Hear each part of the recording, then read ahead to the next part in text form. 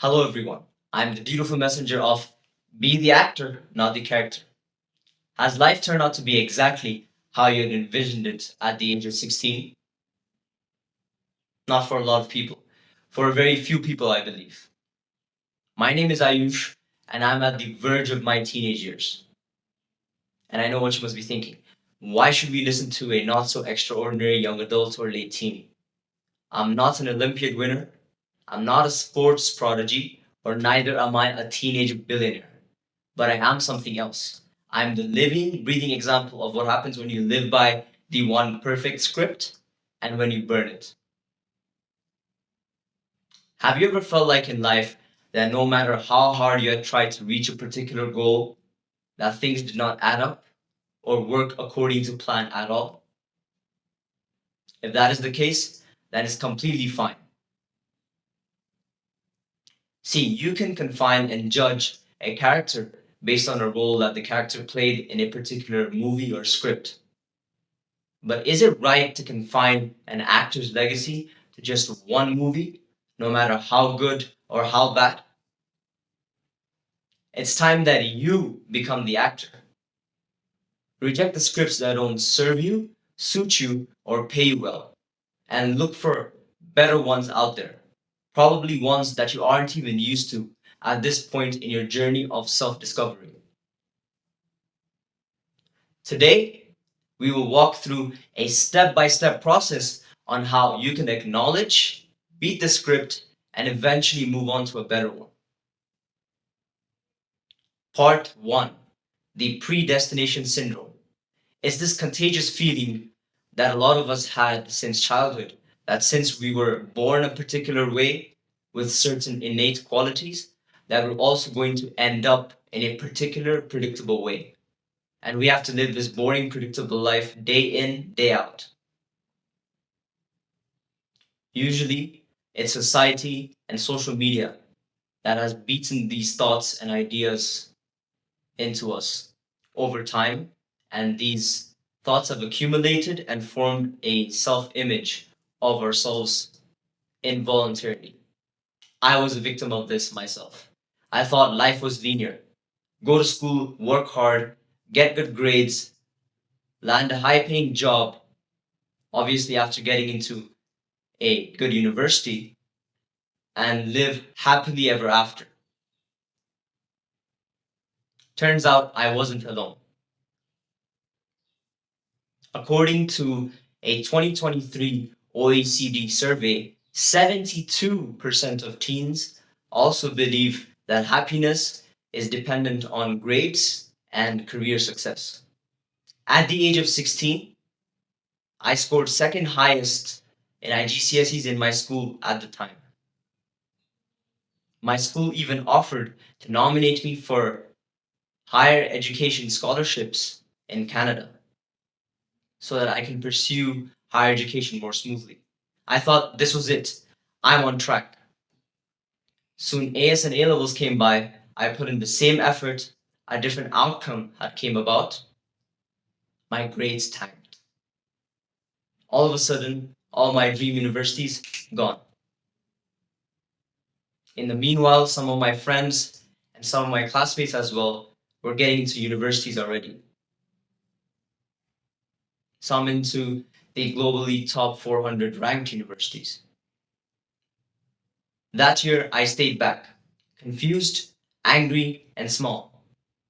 But I understood something my straight A brain never could, was that life rewards flexibility and not rigidity. It rewards people who are willing to accept the variety of opportunities as they present themselves and further reward those who are willing to invest in those opportunities. Part 2, the real framework. This is an acronym that will help counter the self destructive script that you have been following up to this point in your life. R. Reframing failures. According to a Harvard business study, adults that reframed setbacks as learning moments were 50% more likely to succeed in their professional life. Take David Goggins, for example. He's still running ultra marathons at the age of 50, despite doctors having a strong objection towards performing athletically to the level that David Goggins desired, due to several injuries that he could be susceptible to in the future. Sometimes setbacks aren't detours, they're just directions. E. Embracing the alternatives. We're so fixated and so obsessed with plan A that we forget or we don't even consider the possibility of plan B, C, and D crossing our paths. That year that I had taken off, I had come across alternative integrated clerkship programs offered by some universities in the UK for students interested in pursuing medicine that didn't have grades that were straight A's. Furthermore, other universities located across various locations on the globe and also ranked in the global top 400 med schools were also admitting students with grades as low as D's. Sometimes the door you're banging on is a wrong house. A. Aligning with the anomalies. The world is full of anomalies. Just look around you. Conor McGregor, known as a baseless trash talker at the time, knocked out the more celebrated and more decorated mixed martial artist Jose Aldo within just the first 13 seconds of their fight. The more you get to know about these anomalies or exceptions, the more you'll come to know about their unjustified sense of confidence. But in introspection, it could actually mean that it's probably you with the lack of self esteem. See, anomalies and exceptions are perfect examples and reasons why no one script is actually burned onto our soul. L. Letting go of the script. See, we all have our lows in life, but it's important that we let go of that burden and detach emotionally before we embark on a new journey. Because we cannot do that without letting go of that script. We cannot adapt a different mindset. And I know what you must be thinking. What if there isn't something better out there waiting for us? You got me there. See, the very nature of occurrence of these pathways or possibilities is quite unpredictable. Even I can't save you from your doomed fate. But the least we can do is not settle for less. Stop moving against the grain like you had in the past. At this point, you're just being clingy. Part 3. The actionable takeaway. See, I could have just left you all with just that. You had your burst of motivation, and you had an acronym that you could have reiterated throughout the day, and that magically solve your problems, right? No.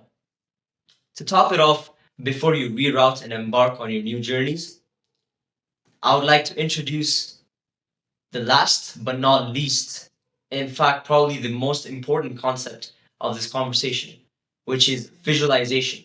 Visualize the best possible outcome and visualize the worst possible outcome. Work towards making yourself feel comfortable in either situations. Because if things turn out to be fine and they work out according to plan, then that's great. But if things don't, then you don't have to suffer with this self identity crisis for long. Nevertheless, do not settle for the latter. Now, let me ask you all something. How was life? Was it good? Was it bad? Or was it just okay? Or is it too early to even judge? Maybe because it was never our scripts that we were following up to this point in our lives. Today, I burned mine, and I invite you all to do the same. Thank you.